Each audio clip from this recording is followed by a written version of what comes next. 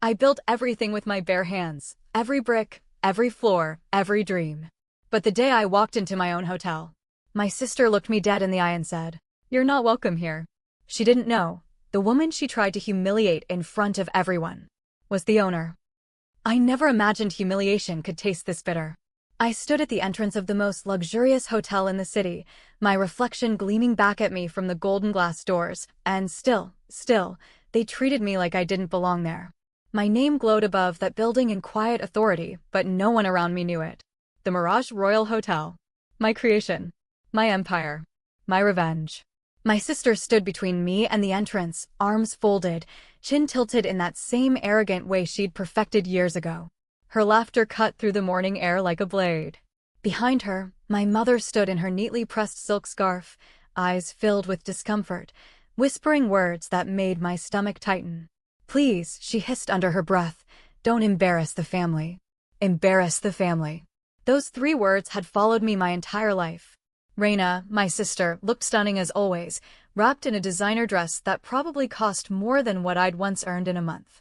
Her lips curved into that mocking smile I'd known since childhood. "You can't go in," she said, stepping closer. "This place isn't for people like you." She smirked. "They have a dress code, you know." My heart pounded in my chest, but not from shame. From anger. From the weight of everything I had built, everything I had endured, and everything she didn't know. I wanted to say the truth right then.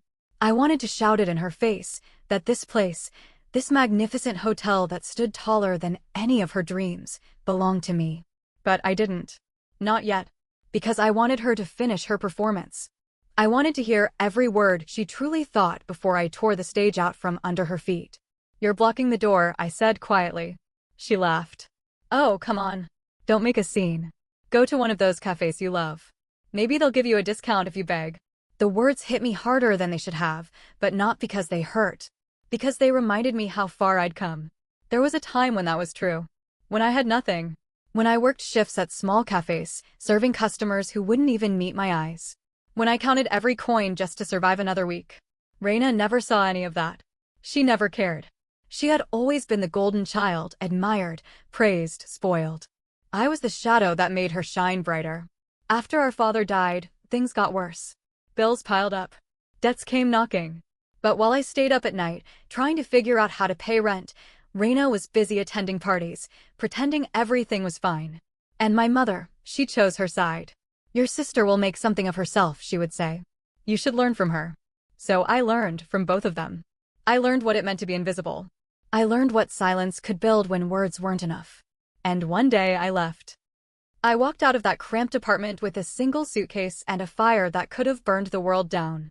I promised myself that the next time I came back, I wouldn't be begging for a seat at their table. I would own the table. Years passed. 7 long years. I built myself from the ground up, no handouts, no family support, no easy paths. I failed more times than I could count. I slept on office floors, borrowed money I wasn't sure I could pay back, ate instant noodles for months while I drafted business plans no one believed in. Every rejection hardened me. Every sleepless night stitched another layer of armor around my heart. And then one day, the door opened. A small investment opportunity, a struggling hotel chain on the verge of collapse. Everyone told me not to risk it. Everyone except the part of me that remembered what it felt like to be underestimated. I took the chance. I poured everything I had into it, my time, my money, my soul. That risk became the Mirage Royal Group. Within 3 years, it was the name everyone whispered when they talked about luxury. Every chandelier, every velvet curtain, every polished tile was a piece of my resurrection. And yet, standing there in front of my own building, my mother and sister looked at me as if I didn't deserve to breathe the same air. My mother's voice cut through my thoughts. "Please, just go. People are watching." People were watching. Oh yes. Staff members at the door. Guests stepping out of sleek black cars. Tourists snapping photos of the grand entrance. Everyone was watching, but no one knew the truth. "Are you serious?" I said softly, looking at Reina. "You're really not going to let me in?" She gave me a pitying smile. "Sweetheart, you can't just walk into a 5-star hotel dressed like that. Be realistic." Her voice dripped with condescension. "Don't make this harder than it already is." Something inside me snapped. Years of swallowed pain, quiet endurance, and invisible triumph twisted together into something cold and sharp. I was done being small. Before I could speak, the glass doors slid open with a soft chime. A tall man in a black suit stepped out, broad shoulders, calm face, earpiece glinting in the sunlight. Daniel, my head of security. His eyes met mine instantly. I saw the flicker of recognition there, followed by respect. He stepped forward, straightening his jacket. "Ma'am," he said, his voice firm and clear, "we've been expecting you." Raina frowned. "Excuse me." Daniel didn't even glance at her. "Would you like me to escort you inside, Miss Collins?" The silence that followed was deafening. My mother blinked, confused. "Miss Collins," she whispered. That's you." Raina's smirk faltered. "Wait. What's happening?" Daniel turned slightly toward her. "You're speaking to the owner of this hotel, ma'am." "Owner." The word echoed through the air like thunder. I took a slow step forward.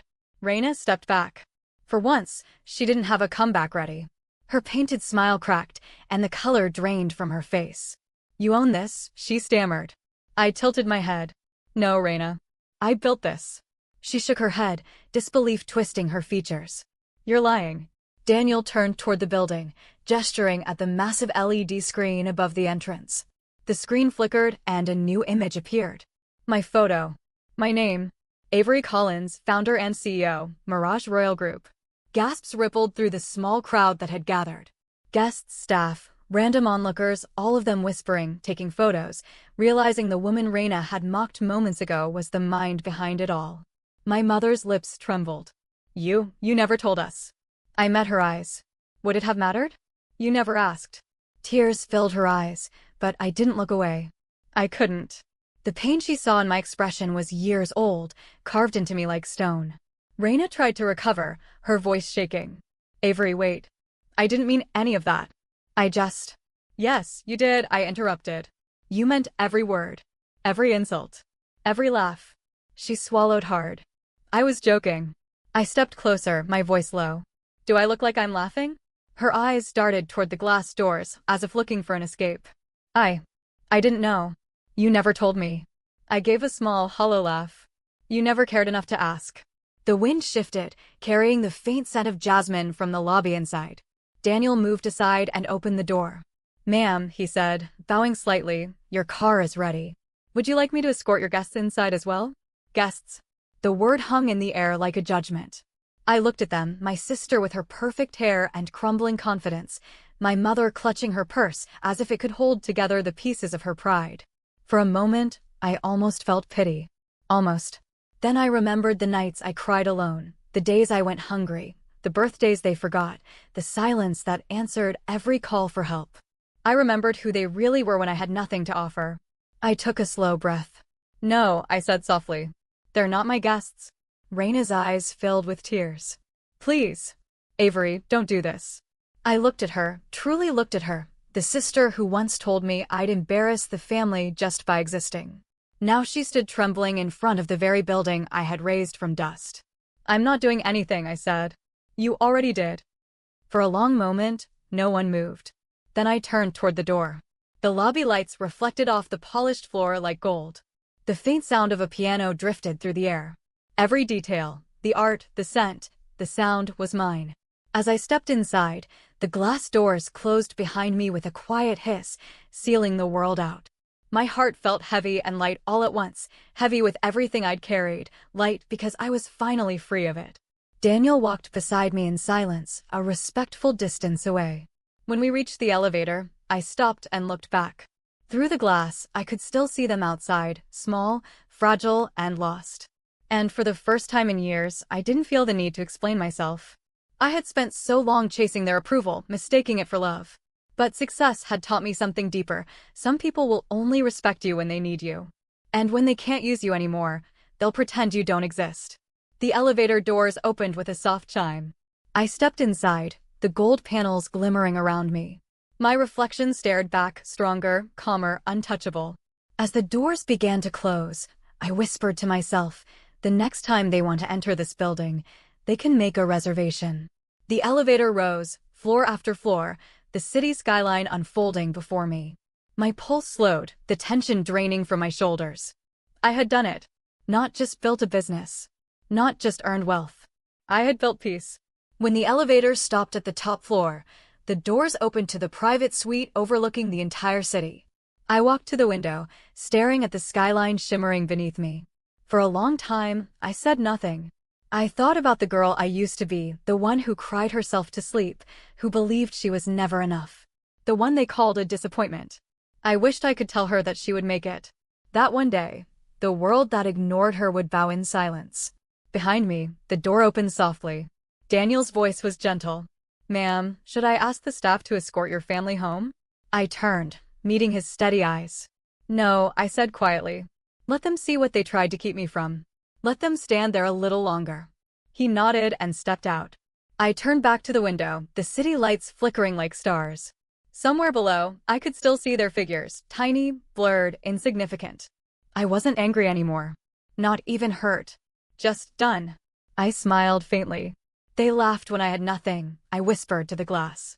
Now they walk through doors I own. For the first time in my life, the silence didn't hurt. It healed. Because this was my story. My pain. My triumph. And they would never take it from me again. That day taught me something priceless. You don't need revenge when success speaks louder. She blocked me from my own hotel. But I built the kind of empire she'll never step foot in again. Sometimes silence isn't weakness. It's the sound of winning quietly.